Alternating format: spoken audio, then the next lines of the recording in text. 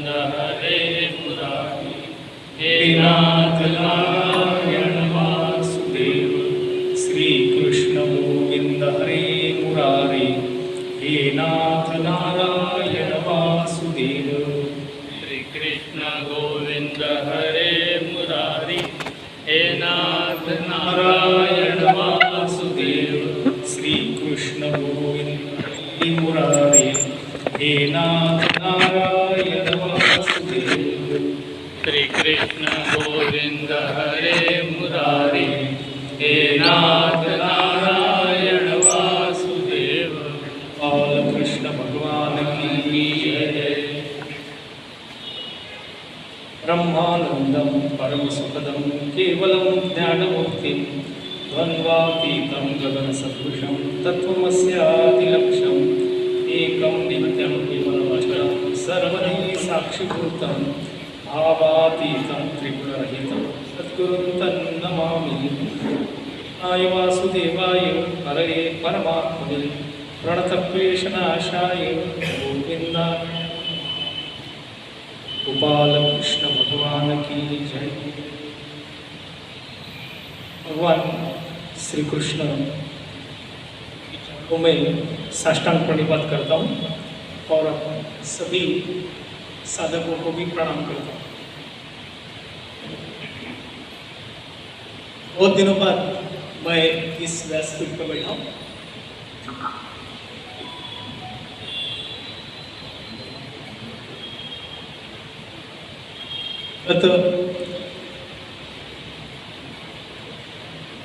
महीना से ज़्यादा समय तक डॉक्टर प्रकाश मालगावे ये इस पर भाष्य करते थे। डॉक्टर साहब का व्यासंग, उनका अभ्यास, उनकी ज्ञान और उनके गीता के प्रति समझ, वहाँ तक शायद ही मैं पहुँच पाऊँगा, लेकिन अपने ओर से प्रयास करता हूँ। आज एक बड़ा अच्छा योग है, इससे अधिक मास प्रारंभ हुआ है। पुरुषोत्तम मास कहते हैं, बहुत बार मलमास भी कहते हैं।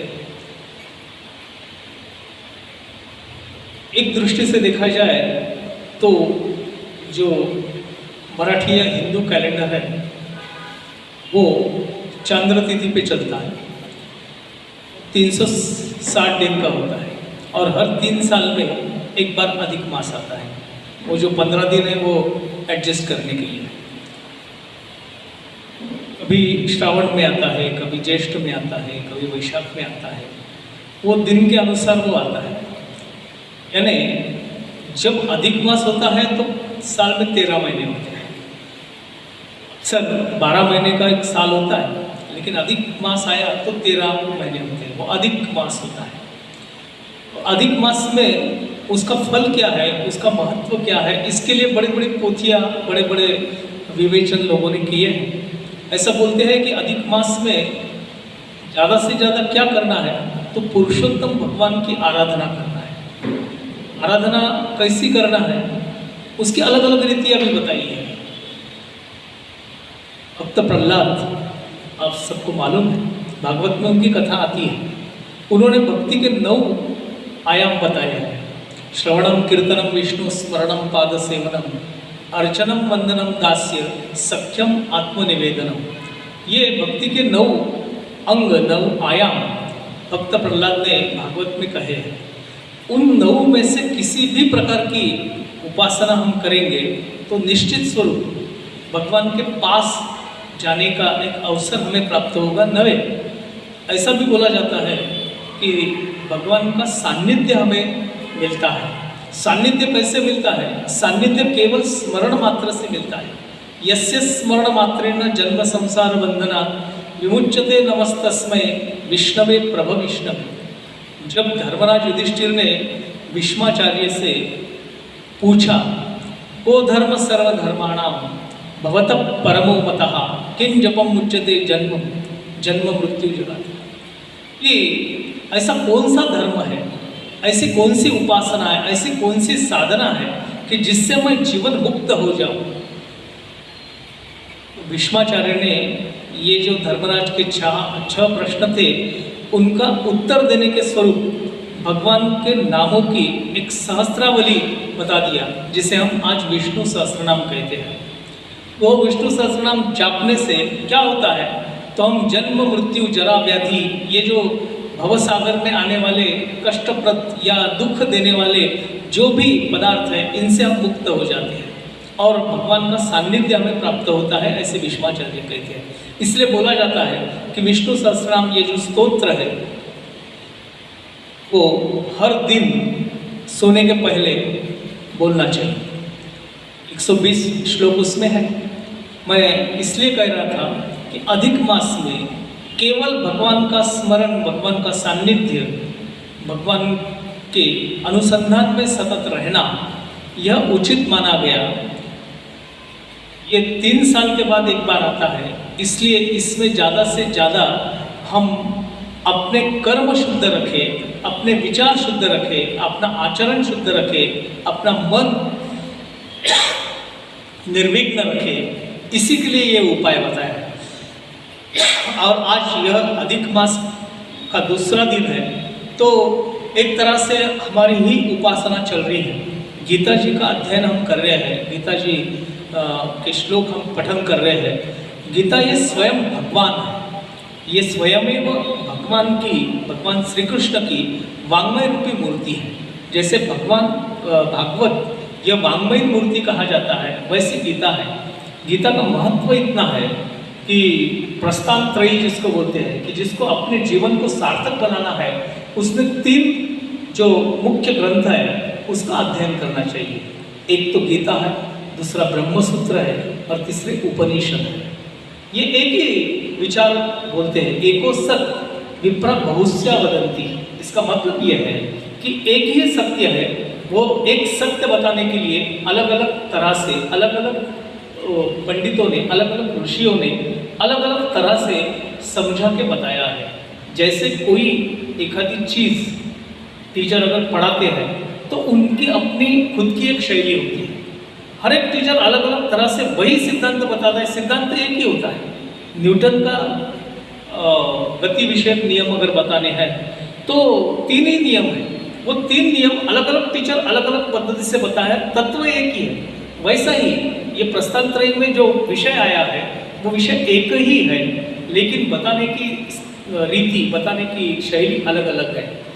ये सब प्रस्तावना करने का उद्देश्य यह है कि ये पहले जो 6 अध्याय हो गए, वो 6 अध्यायों में एक तत्व भगवान ने बताया है। पिछले टाइम जब डॉक्टर साहब का विवेचन था तब मैं सुनने आया था। डॉक्टर साहब ने बताया कि पहले जो 6 अध्याय है, इसको गीता को कांडत्रय निरूपिणी ऐसा बोलते हैं। 3 कांड है। एक कांड कर्मयोग का है, दूसरा भक्ति योग का है, तीसरा ज्ञान योग का है।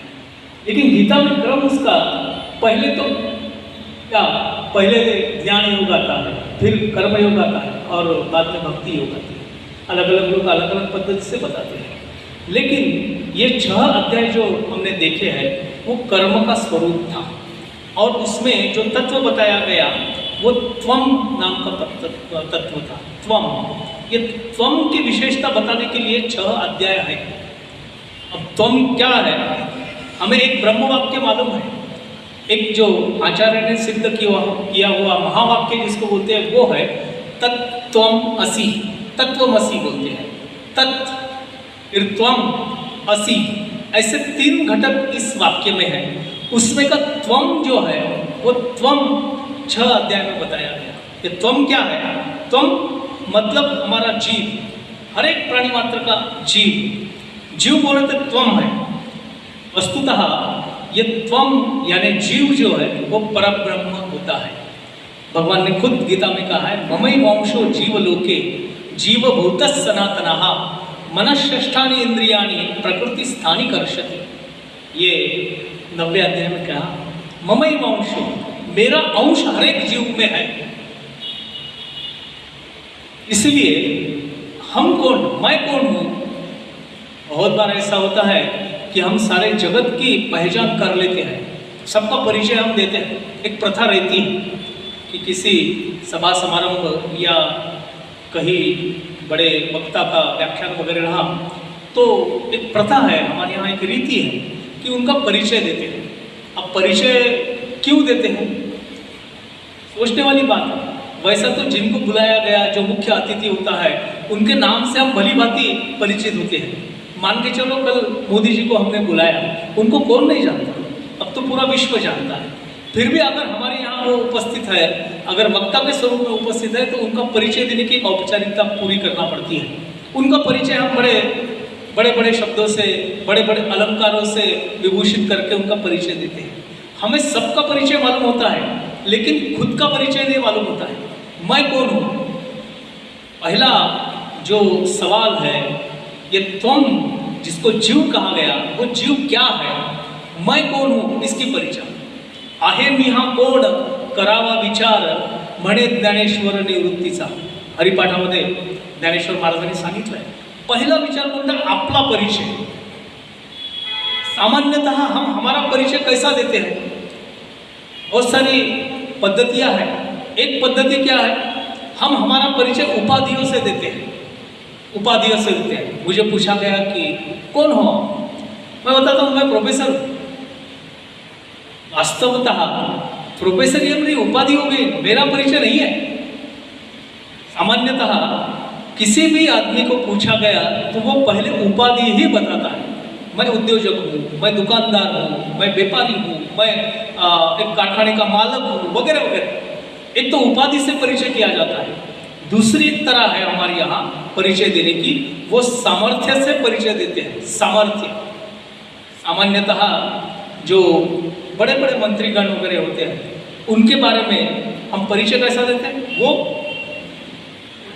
उनका क्या कहना, उनका अधिकार इतना है, उनका सामर्थ्य इतना है, इतने करोड़ की उनकी स्टेट है, वगैरह वगैरह। ये सामर्थ्य का परिचय हो गया।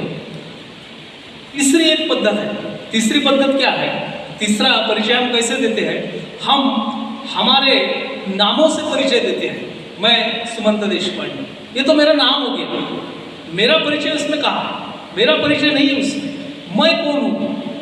एक बार भगवान श्री कृष्ण छोटे थे, लल्ला, छोटा सा बालक, मराठीमध्ये रांगणं म्हणतात, हिंदी में क्या रेंगना बोलते हैं, रेंगना वो अच्छा शब्द नहीं है इसलिए मैं प्रयोग नहीं करना चाहता था। वो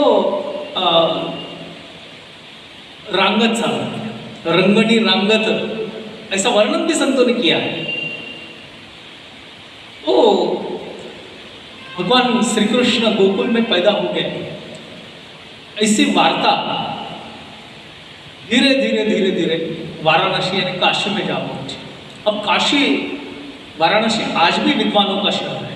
बड़े बड़े विद्वान तत्वज्ञानी, बड़े बड़े धर्माचार्य काशी में रहते थे। काशी से प्रमाणित अगर कोई हो गया तो वो सर्वमान्य हो जाता था। ऐसी एक ख्याति काशी की थी, जहाँ स्वयं विश्वनाथ वहाँ वास करते हैं। काशी में पहुँच गई, वहाँ के जो वेदोक्त ब्राह्मण थे, धर्मधुरीण लोग थे, उन सबों ने एक बैठक बुलाई। बैठक इसलिए बुलाई कि सुना गया कि भगवान खुद धरती पर अवतीर्ण हो गए और नंद नाम के कोई है, गोकुल नाम का कोई गांव है, गोकुल गांव में नंद रहते हैं, उनके घर में भगवान ने अवतार लिया है। अब वो विद्वानों का सबका चर्चा का विषय था कि हम क्या नहीं रहे थे, हम इतने सालों से हमारे पीढ़ी जात हम वेदों का पारायण कर रहे हैं, उपनिषदों का पारायण कर रहे हैं, ज्ञान चर्चा कर रहे हैं, तत्व ज्ञान तो हम ही बता रहे हैं। अब हमें छोड़ के भगवान वो गौलवी जो वाला है उनके घर में कैसे क्या चले गए, ऐसा हो ही नहीं सकता, ये असंभव है, वो वाले के घर पैदा नहीं हो सकता। अब चर्चा तो बहुत चली, विद्वानों की चर्चा थी, उसको अंत नहीं था। माना गया कि कुछ भी चीज़ अगर सिद्ध करना है तो उसको प्रमाणों से सिद्ध करना चाहिए, कुछ तो भी प्रमाण होना चाहिए, प्रमाण होना चाहिए। प्रमाण क्या देंगे, बताया गया कि भाई चलो ऐसा करते हैं कि गोकुल जाते हैं और एक बार निश्चित ही कर लेते हैं कि स्वयं भगवान है या नहीं है। वास्तवता नहीं है, सबका मानना ये था कि भगवान ऐसे वाले के घर में वगैरह नहीं आ सकते। फिर भी बोलते हैं तो जाके देखते हैं क्या है, सच है, और सब जब को बताते हैं कि नहीं ऐसा कुछ नहीं है, अंधश्रद्धा मत रखिए, भगवान कुछ ग्वाले के घर में पैदा नहीं हुए, भगवान नहीं आते, निर्गुण निराकार है, अनिर्वचनीय है, वो सर्वव्यापी है, सर्वात्मा है, वो ग्वाले के घर नहीं आ सकते। जाके एक बार निश्चित ही कर लेते हैं। उन विद्वानों के सभा के दो बड़े ज्ञानी आचार्य थे, उनकी नियुक्ति की गई कि जाओ, आप दोनों जाओ और पहचान करा के आओ, देख के आओ। ये दो सज्जन जाके पहुँचे गोकुल में। पूछा गया कि नंद नाम के कोई रहते हैं, कहाँ रहते हैं? अब नंद पूरे गोकुल में बड़े प्रसिद्ध थे, 9 लाख गोधन उनके पास में था, और एक तरह के आज ग्राम सभा के अध्यक्ष बोला जाए वैसा एक जो इलाका था उसके वो प्रमुख थे। किसी ने भी बता दिया कि ये यहाँ पे नंद जी का बाड़ा है, वहाँ जाइए। दरवाज़ा खटखटाया, समय 10 बजे होंगे आज के हिसाब से। 10 बजे के समय आ गए ये पंडित विद्वान। दरवाज़ा खटखटाया, दरवाज़ा खुला, यशोदा माई ने देखा कोई पंडित लोग दिख रहे हैं। आइए आइए, स्वागत है आपका, आइए विराजिए। बड़े आदर सम्मान के सहित उनको अंदर लेके आए। कुछ काम था, हाँ काम से आए हैं। नंद जी को बुलाया, नंद जी भी घर में ही थे। अजी कोई अतिथिगण आए हैं, बड़े विद्वान लग रहे हैं, चर्या से बड़े विद्वान लग रहे हैं, आए। उनको आसनस्थ किया। आदर सत्कार करना यह तो नंद के घर की रीति थी, परंपरा थी। बड़े उच्चासन पे उनको बिठाया। यशोदा जी ने उनको दूध वगैरह दिया और इधर उधर की बातें हो गई। महाराज कहाँ से आए आप? बोले काशी से। नंद बाबा बोले धन्य हो गए हम कि काशी से कोई हमारे घर में अतिथि आया है, हमारा घर पावन हो गया, हमारा जन्म कृतकृत्य हो गया। बहुत बड़ा उपकार आपने किया हम पर कि हमारे घर चल के आए। किस कारणवश आए हैं? महात्मा ने बताया कि हमने सुना है आपके घर में भगवान आए हैं। नंद जी ने सवाल पूछा, कौन कहता है मेरे घर में भगवान आए? कौन कहता है? हमने सुना, सही में वास्तव में आपके घर में भगवान ने जन्म लिया है। नंद जी बोले मैं तो नहीं मानता। फिर बोले कैसे आप जाहिरात कर रहे हो कि भगवान आए? बोले लोग कहते हैं, सब लोग कहते हैं इनके घर में भगवान आ गए। हम भी लोगों के साथ में कहते हैं कि हमारे घर भगवान आए हैं, कान्हा जी आए हैं, कृष्ण जी आए हैं। बोले ऐसा कैसा होता है? लोग कहने से कैसे होता है? भगवान है, इसका कोई प्रमाण है क्या? बोले प्रमाण क्या होना, आज की तारीख में भी, मैं बड़े जवाबदारी से बोला, आज के तारीख में भी किसी के घर में बच्चा पैदा हुआ तो हम बोलते हैं कान्हा आ गया, मेरा लल्ला आ गया, ऐसा ही बोलते हैं। आज भी हम ये रीति पालते हैं। उस टाइम में बोले कि घर में अगर बच्चा पैदा हुआ तो हम उसको कान्हा ही बोलते हैं, कृष्ण ही बोलते हैं, हमारा कृष्ण ही है। कहाँ है कृष्ण?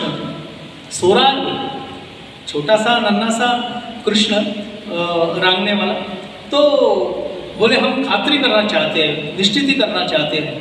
ठीक है, बोले आप अगर इतनी बड़ी चर्चा कर रहे हैं तो मैं ऐसा करता हूँ कि गांव के 4 विद्वान जो है वो विद्वानों को बुलाता हूँ, ताकि आप उनके सामने ये समक्ष सब चर्चा हो जाए। भगवान हमें भी पता चलेगा कि भगवान को पहचानते कैसे हैं। नंद बाबा बोल रहे हैं। नंद बाबा निकले, बता के गए यशोदा जी को इनका आदर सत्कार करना, बड़े ज्ञानी महात्मा है, भगवान की पहचान करने आए हैं, इनकी वजह से हमें भगवान परिचित होंगे, वगैरह वगैरह बताए। नंद जी गए।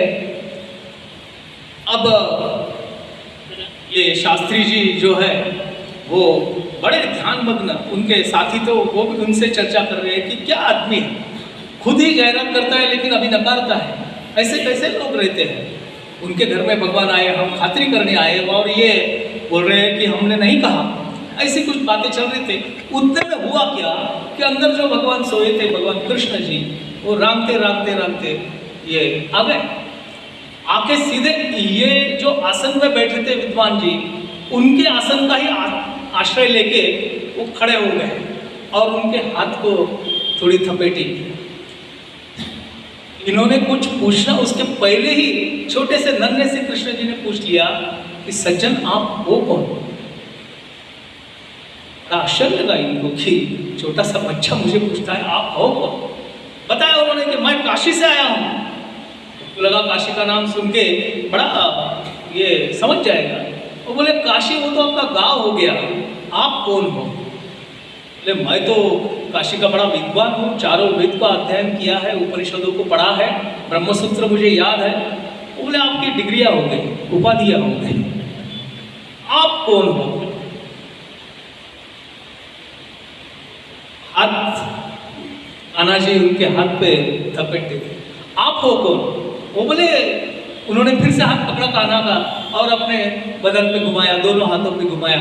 ये जो दिख रहा है, बोले ये मैं हूँ, ये तो आपका शरीर है, आप कहाँ? अब प्रश्नोत्तरी तो बहुत चली, सब नहीं बताऊंगा, लेकिन आज ये जो पंडित थे सटपटा गए कि ये चीज़ कुछ अलग है, ये अपने पल्ले नहीं पड़ने वाली। भगवान बोलते हैं कि जब खुद की पहचान नहीं है, दूसरों की पहचान करने का क्या फायदा? पहले अपनी खुद की पहचान कर लो। महात्मा जी समझ गए कि सही में ये जो बालक है, ये बालक सामान्य बालक नहीं है। अपनी पहचान करने के लिए उन्होंने बोला, वेदों, शास्त्रों में, उपनिषदों में केवल पढ़ने से या उसका अभ्यास करने से अपनी पहचान नहीं होती है। अंतर्मुख होना चाहिए, अंदर झांकना चाहिए। आत्मस्वरूप का ज्ञान जब तक नहीं होता, तब तक मैं कौन हूँ इसका पता नहीं चलता। को हम, मैं कौन हूँ, उसका उत्तर आचार्य शंकराचार्य ने दिया है, सोहम। तो ये सोहम की पहचान, ओहम से सोहम तक का प्रवास, ये जो है ये करना, यही वास्तव में अध्यात्म जीवन जीने की एक विधि, एक तरह है। गीता में 6 अध्याय तक त्वम पद का अन्वय किया है, भाष्य किया है। त्वम पद बोले तो मैं जीव, ये जीव का स्वरूप क्या है, ये 6 अध्यायों में बताया। अब 7वें अध्याय से ये तत् जो पद है, तत्वमसी में का जो पद है, तत्, इस तत् पद की पहचान करने के लिए फिर 7वां अध्याय आता है। योगिनामपि सर्वेषां मदगतेनान्तरात्मनः श्रद्धावान भजते यो माम समे युक्त तमो मतः। माम यह शब्द इसमें आया है। माम ये शब्द किसका वाचक है? इसका अध्याय, ये श्लोक छठे अध्याय में आया है, 47वां श्लोक है।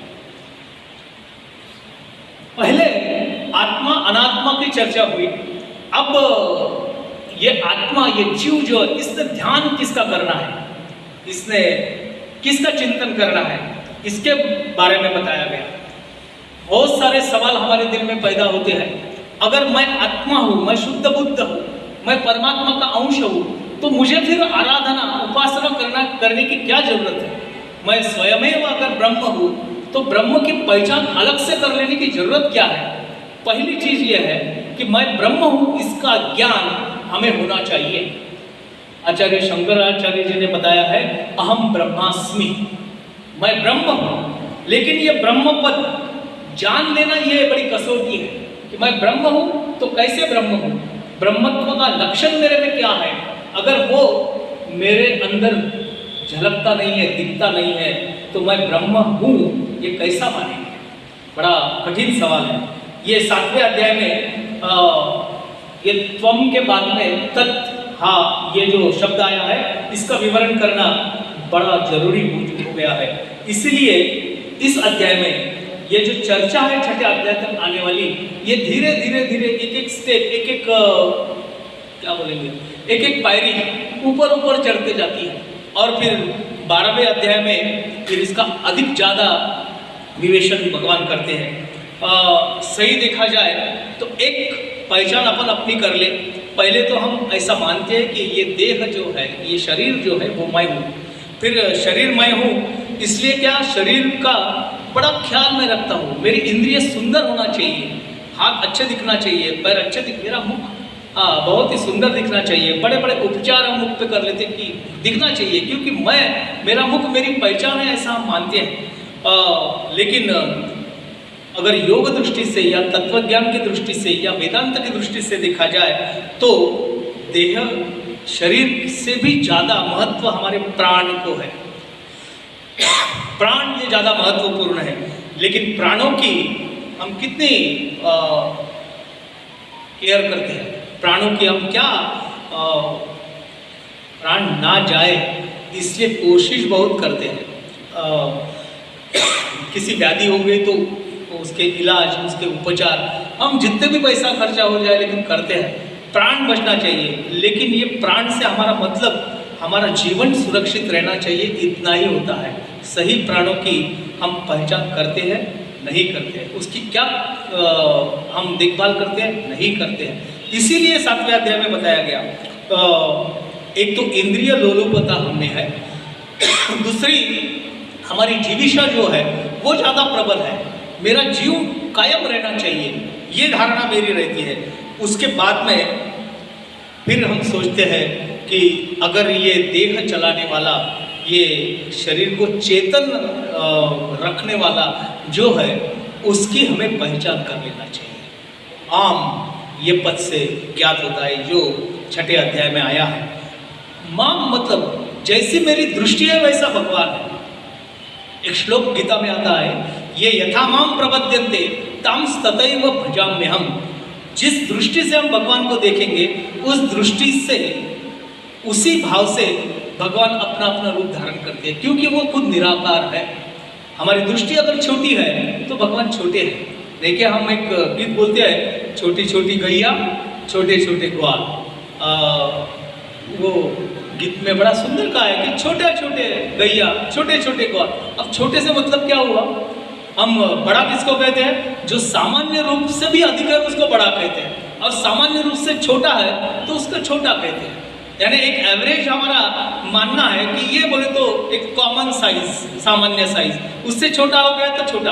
अब ये जब गीत मैं बचपन में सुनता था तो मेरे सामने वो छोटे छोटे एकदम वो कठपुतली या फिर वो एक किताब कथाओं का पढ़ा था, राजकुमारी और 7 बुटके, ऐसा एक किताब आता था छोटे बच्चों का। ये राजकुमारी बड़ी ऊंची है और बुटके बोले तो बहुत ही छोटे छोटे।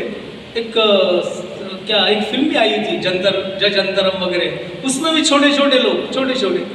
तो मेरे सामने वही आता था कि छोटे छोटे ग्वाल यानी बिल्कुल छोटे छोटे जैसे खिलौने होते हैं वैसे, और गैया वैसी वैसी। ये जब धीरे धीरे हमारा वस्तुओं के बारे में सोचना उन्नत हो गया, तब छोटे छोटे बोले तो कान्हा का रूप छोटा ही था। वो बचपन में गैया चराने जाते थे, इसलिए छोटे छोटे ग्वाल छोटे छोटे क्या गैया इसलिए बोला गया। दृष्टि का भेद है। ये यथामाम प्रपद्यन्ते, मैं जैसा सोचता हूँ वैसा भगवान होते हैं। उसको तो कोई खुद का रूप नहीं है। हमारे तुकाराम जी ने ये कहा है कि तुका मने पूर्वी इच्छा जया जैसा विठ्ठल। हम उसको जिस रूप में जिस भाव में देखोगे उस भाव में वो आएगा। अब हमारी दृष्टि में भगवान क्या है, थोड़ा सोचने का विषय है। भगवान किसने देखा है? नहीं, कोई सीने पे हाथ रख के नहीं बोल सकता कि हाँ मैंने भगवान देखा। एक आदमी, एक महात्मा, एक सत्पुरुष हो गए, वो बोले कि मैं खुद ने भगवान देखा है। और शिष्य ने पूछा क्या सही में आपने भगवान देखा है? उन्होंने बोले हाँ मैंने भगवान देखा है और मैं तुम्हें भी दिखा सकता हूँ। ये थे रामकृष्ण जी परमहंस। और जिन्होंने पूछा था वो थे विवेकानंद। उन्होंने मस्तक पे हाथ रख दिया, विवेकानंद जी के सारी दुनिया बदल गई। ये कथा हमने पढ़ी है, हमको मालूम है। ऐसा एक हाथ कोई होता है जो भगवान से साक्षात मिलता है, जिसने भगवान देखा हुआ होता है। हमारी नजर में भगवान क्या है? बिल्कुल सामान्य रूप का प्रश्न है। और ये सामान्य रूप के प्रश्न का उत्तर क्या है? तो कोई बोलूँगा राम कैसे है? रामायण में दिखते हैं वो राम है। अरुण गोविल को हम राम मानते हैं। टी रामाराव दक्षिण के बड़े विख्यात नट थे, वो हमेशा भगवान कृष्ण जी की भूमिका करते थे। लोग उन्हें कृष्ण ही मानते थे। वो अगर पैंट शर्ट में भी रहे तो लोग उनके पैर छूते थे, उनको कृष्ण जी मानते हैं। कृष्ण बोले तो उनके सामने टी रामाराव का चेहरा आता था। आज हमारे सामने अरुण गोविल का चेहरा आता है, भगवान नहीं है। हमारी पहचान भगवान से कैसे? कैलेंडर में छपा चित्र, उसको हम भगवान मानते हैं। वो तो मुकुटधारी है, कवच कुंडल धारण किए हुए, बड़े बड़े अलंकार धारण किए हैं। सही में वास्तव में भगवान ऐसे हैं? ये तो हमने उनको सजाया है, हमारे दृष्टि से हमने उनको वैसा देखा है। वैसा भगवान नहीं है। भगवान कैसा है कि हमारा जो चित्त वृत्ति है वो चित्त वृत्ति में समा गए भगवान है। जैसा मैं सोचूंगा वैसे भगवान है। इसलिए पहले बोला गया कि भगवान को अगर जानना है तो पहले खुद को जानना चाहिए। एक शिव महिम्न नाम का स्तोत्र है, शिव महिम्न नाम का स्तोत्र है। वो शिव महिम्न स्तोत्र में कहा गया है शिवो भूतवा शिवम यजेत। भगवान शिव की आराधना करना है। श्रावण मास आ रहा है, अधिक श्रावण चल रहा है। श्रावण महीने में तो भगवान शंकर जी के, महादेव जी के मंदिर में बड़ी लाइन के लाइन रखती है। कोई जल अर्पण कर रहा है, कोई दूध अर्पण कर रहा है, कोई और सामग्री अर्पण कर रहा है। 16 सोमवार की व्रत रख रहे हैं, सोमवार को उपवास कर रहे हैं, भगवान को देख रहे हैं, भगवान को पूजन कर रहे हैं, उसका आराधन कर रहे हैं। वास्तव में भगवान क्या मूर्ति में समाया है? भगवान क्या एक हमारे चित्त में जो रूप है उसमें समाया है? नहीं। भगवान कौन है, भगवान कैसे है, पहले मुझे जानना चाहिए। मैं कैसा हूँ? जैसा मैं हूँ वैसे ही मेरे भगवान है। अब इस भाव से देखा गया तो तत् ये जो पद है उसका अर्थ समझ में आएगा। तुकाराम महाराज एक अभंग में ऐसा कहते हैं कि कोंडू कोंडू धरिन जीव देह भावे पूजीन। कोंडू कोंडू धरिन जीव, मेरे जीवात्मा को, जीव को मैं जकड़ जकड़ के रख रहा हूँ, जकड़ जकड़ के रख रहा हूँ। किस लिए? कि वो देखे, ध्यान करे तो केवल उस परमात्मा का करे, उसके ख्यालों में दूसरा कोई विषय ही आना नहीं चाहिए, केवल भगवान ही उसका स्वरूप हो जाए। सर्वमेवा सर्वम खलविदम ब्रह्म, ऐसी अवस्था वो जीव की होना चाहिए, ऐसा हमारा भाव होना चाहिए। और वो कब होगा?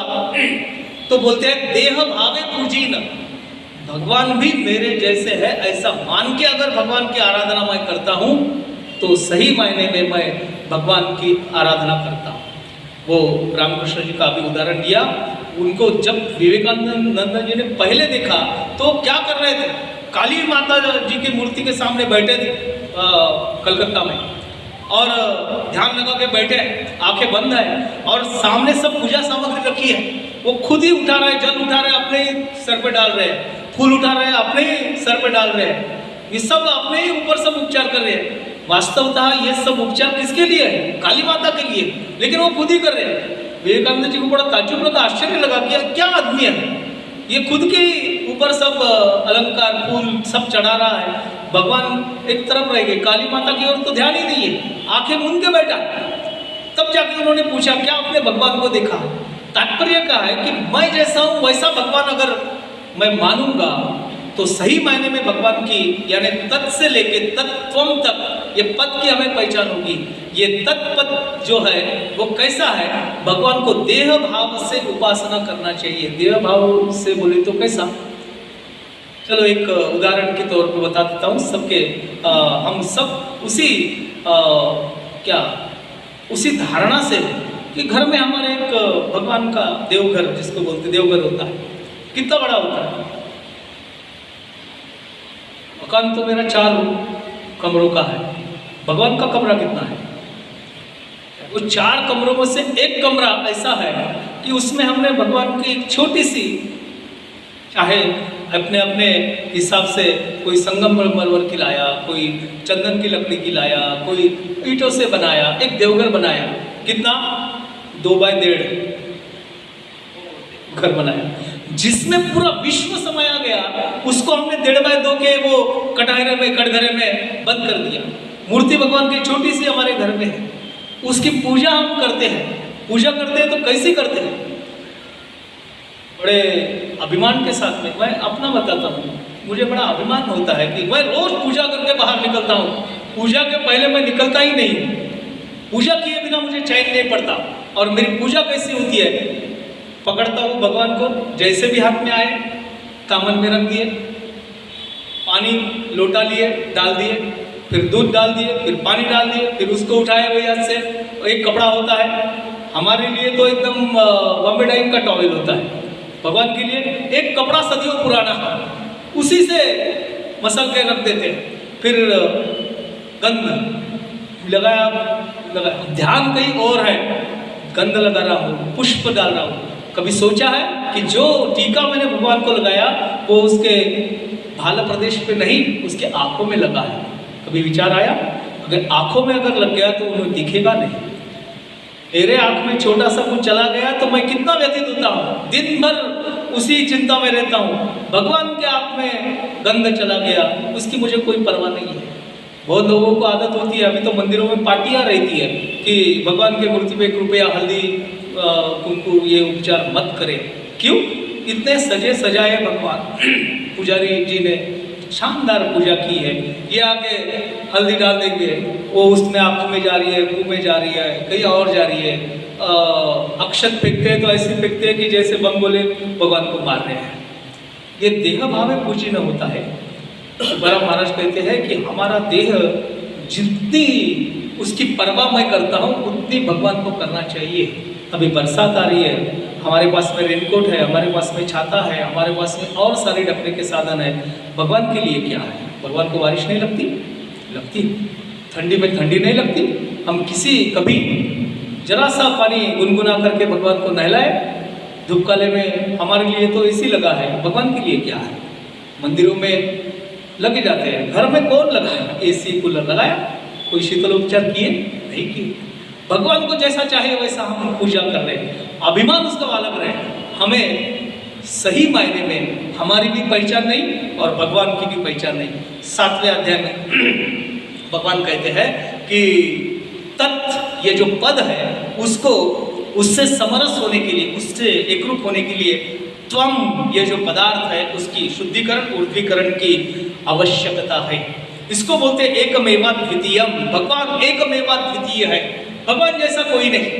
वसुदेव देवकी ने बड़ी जन्मों जन्मों से तपस्या की और भगवान से वरदान मांग लिया कि हे भगवान, हमें आप जैसा पुत्र होना चाहिए, आप जैसा पुत्र हो जाओ, आप जैसा पुत्र मुझे होना चाहिए। भगवान प्रसन्न हुए, विष्णु जी प्रसन्न हुए, तथास्तु बोल दिया। और बाद में भगवान ने सोचा कि मेरे जैसा पुत्र इनको देना है, मैं तो एकमेवा द्वितीय हूँ। पूरी दुनिया में हम ढूंढने जाए, एक जैसा दूसरा आदमी कोई होता नहीं है। हम सभी एकमेवा द्वितीय हैं। मेरे जैसा ऐसा नहीं हो सकता, मैं ही हो सकता हूँ। मेरे जैसा कोई और है ऐसा नहीं हो सकता। भले ही हम तुलना करते हैं कि ये बिल्कुल मेरे जैसा है, मेरे जैसा ऐसा कोई नहीं होता, सब अलग अलग होते हैं। भगवान ने सोचा कि मैं तो एकमेवा हूँ, मेरे जैसा इनको पुत्र होना चाहिए, ये कैसा संभव है? इसलिए भगवान ने बोला कि इनको मेरे जैसा पुत्र होना चाहिए। मैं ही खुद इनके घर में जाता हूँ, इसलिए भगवान ने अवतार लिया। मुद्दा मेरा ये है कि तत्पदार्थ जानने के बाद त्वम की हमें पहचान हो जाएगी। और ये त्वम को जानने वाले जो होते हैं वो एक 3 प्रकार के भक्त होते हैं। उनकी माहिती, उनका वर्णन ये 7वें अध्याय में आया। एक होते हैं, वो होते हैं योगारूढ़ ज्ञानी।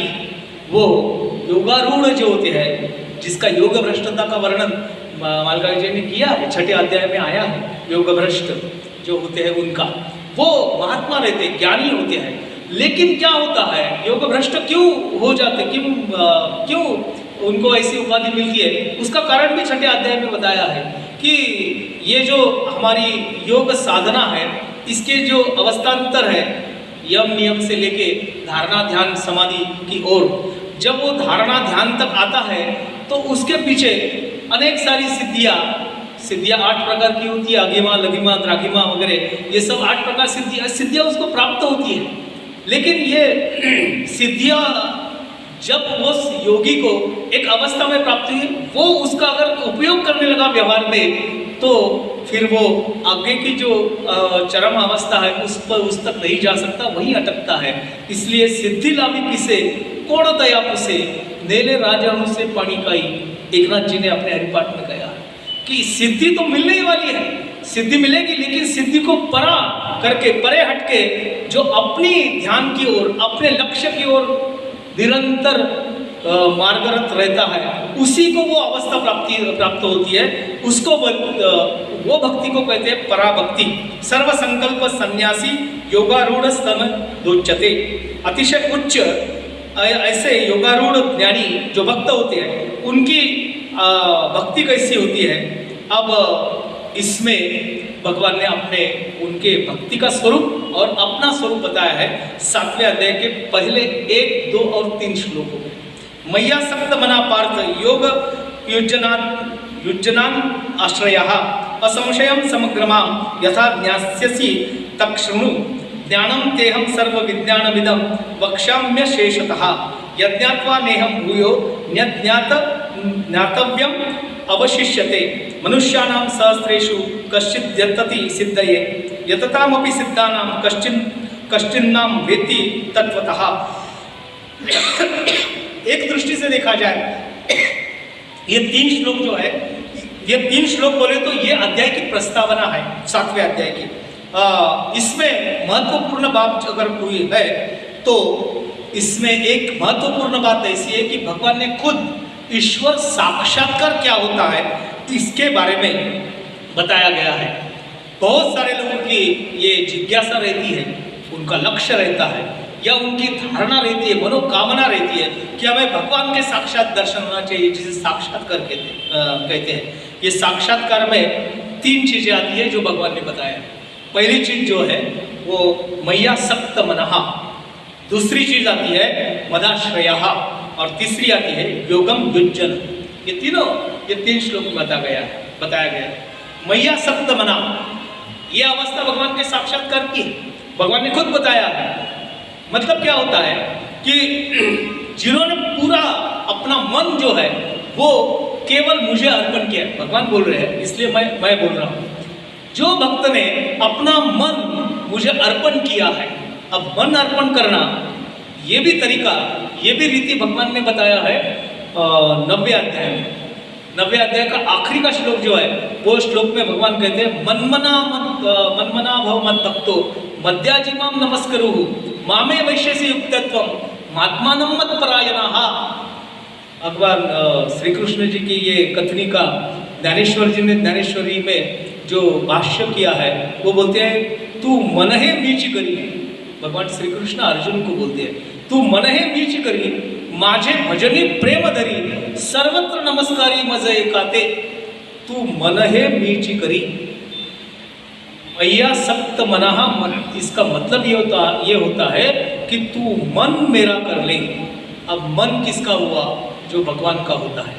लेकिन कुछ योगी ऐसे होते हैं कि उन्होंने अपना मन भगवान को अर्पण किया रहता है।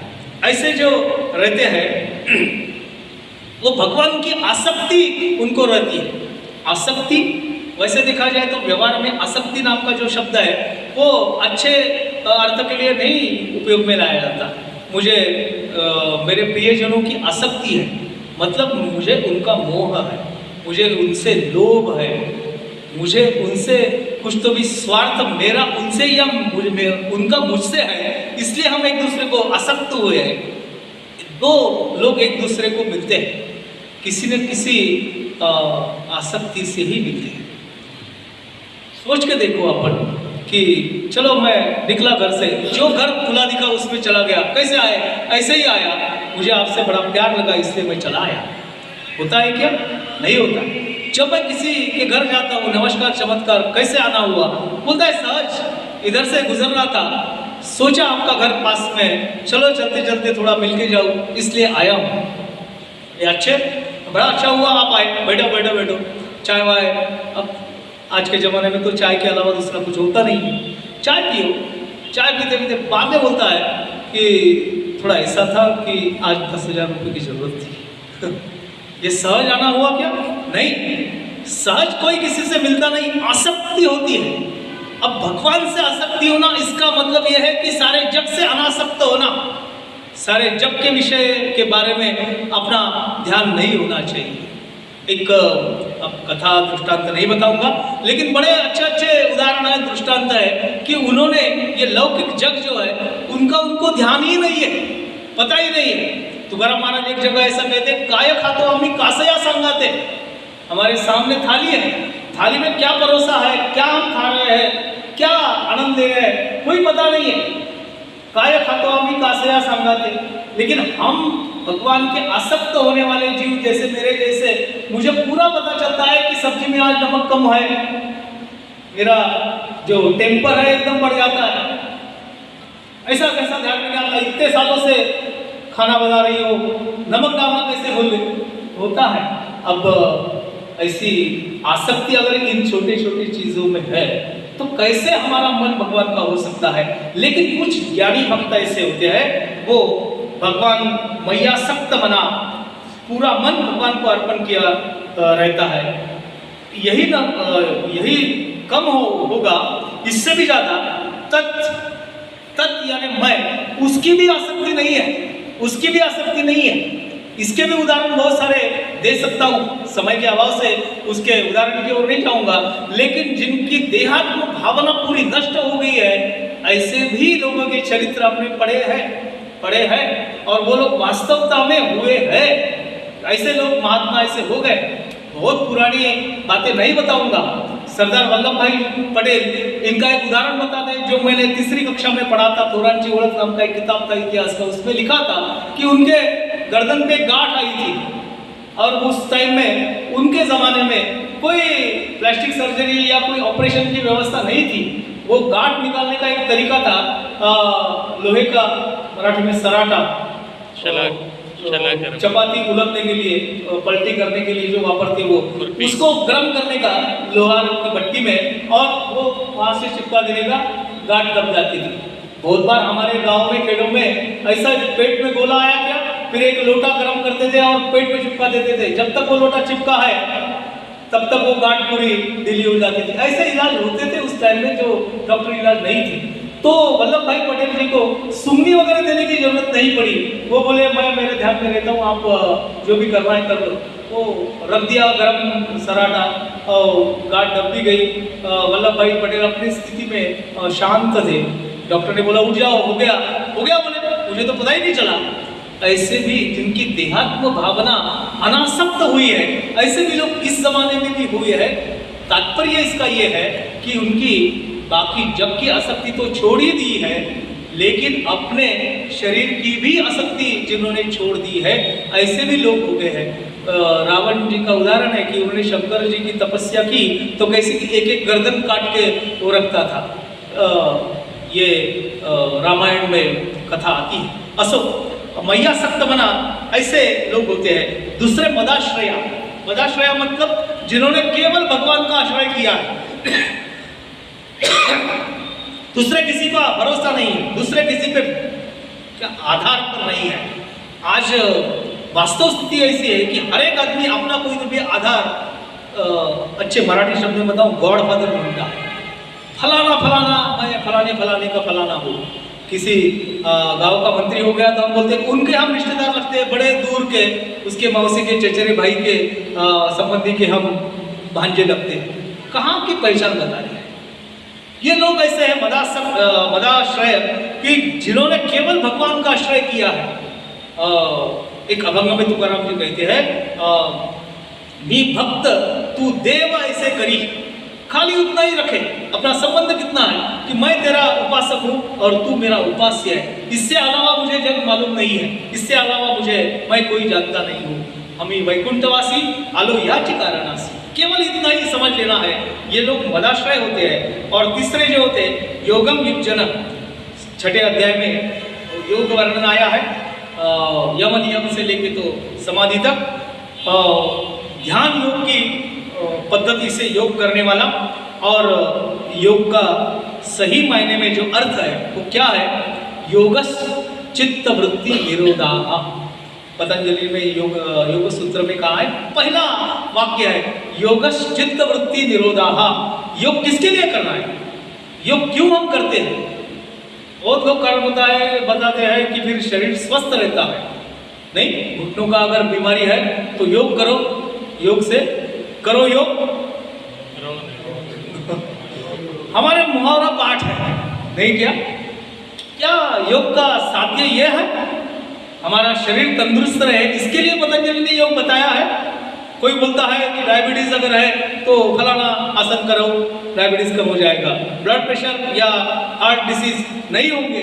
बताते पतंजलि ने हार्ट डिसीज कम करने के लिए या डायबिटीज कम करने के लिए, घुटनों का दर्द कम करने के लिए योग साधना नहीं बताई है। उसके लिए सुश्रुत संहिता है, उसके लिए सुश्रुत संहिता है।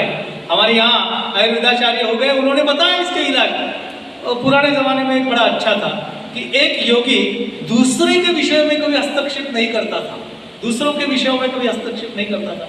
सुश्रुत संहिता में कहीं भगवान की आराधना के तत्व नहीं लिखे हैं। पतंजलि ने योग साधना के अलावा अध्यात्म नहीं लिखा है, लेकिन योग का साध्य पतंजलि पहला ही वाक्य लिखते हैं, योगश चित्त वृत्ति निरोधा। योग का साध्य क्या है? चित्त वृत्ति विशुद्ध होना।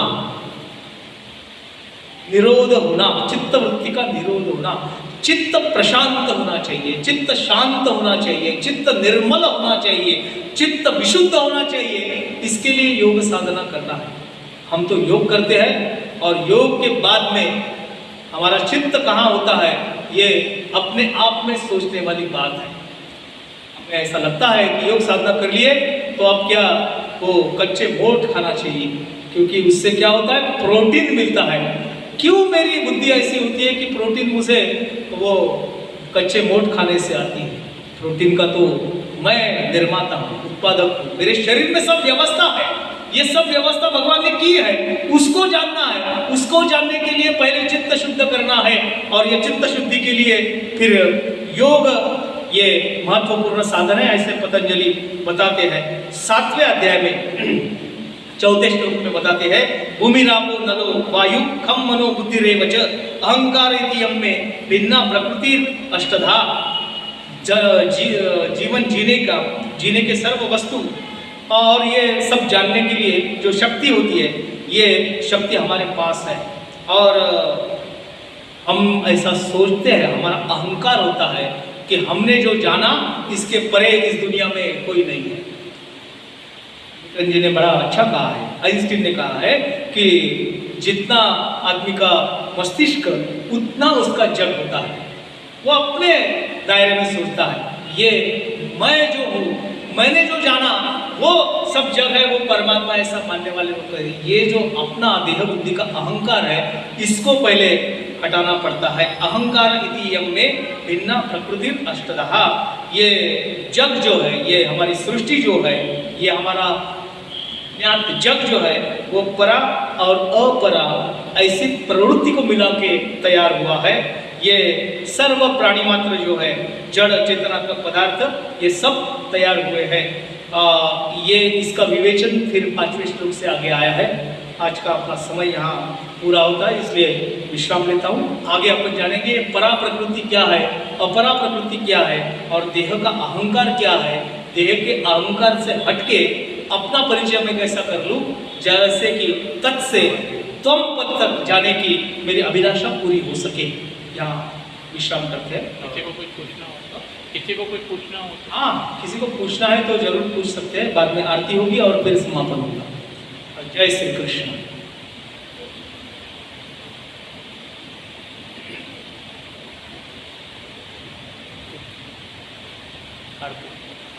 आरती के लिए अपन तैयार हो जाएंगे। प्रणामो दुःख शमनस् नमामि हरिं परम। नाम संकीर्तनम यस्य सर्व पाप प्रणाशनम। प्रणामो दुःख शमनस् नमामि हरिं परम। नाम संकीर्तनम यस्य सर्व पाप प्रणाशनम। प्रणामो दुःख शमनस् नमामि हरिं परम। जय श्री कृष्ण। गोपाल कृष्ण भगवान की आरती करेंगे। सुंदर सुनीते जय भगवती गीते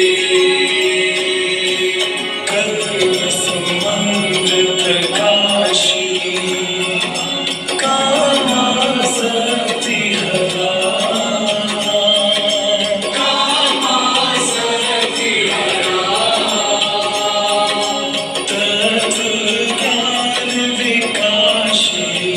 तत्व ज्ञान विकास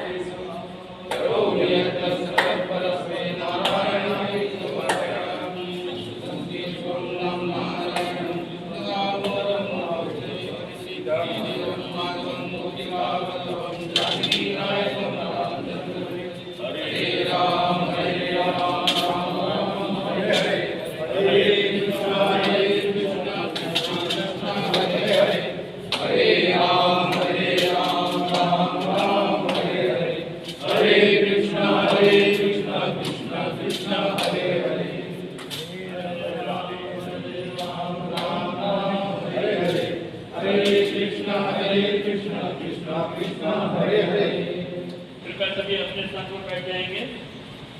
गोपाल भगवान की जय।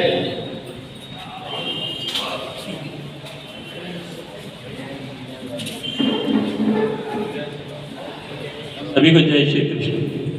आज हमारे सदस्य भगवत गीता ग्रुप के एक सदस्य का जन्मदिन है और एक सदस्य की शादी की सालगिरह है।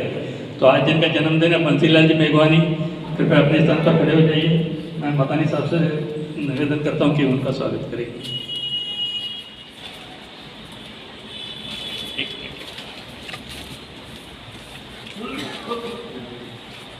जय श्री कृष्ण, जय श्री कृष्ण, जय श्री कृष्ण। एवं आज हमारे सुशील जी शिंदे जो आज अनुपस्थित है, उनकी तरफ से हमारे प्रसाद की सेवा और फूलमाला की सेवा उनकी तरफ से ली गई थी।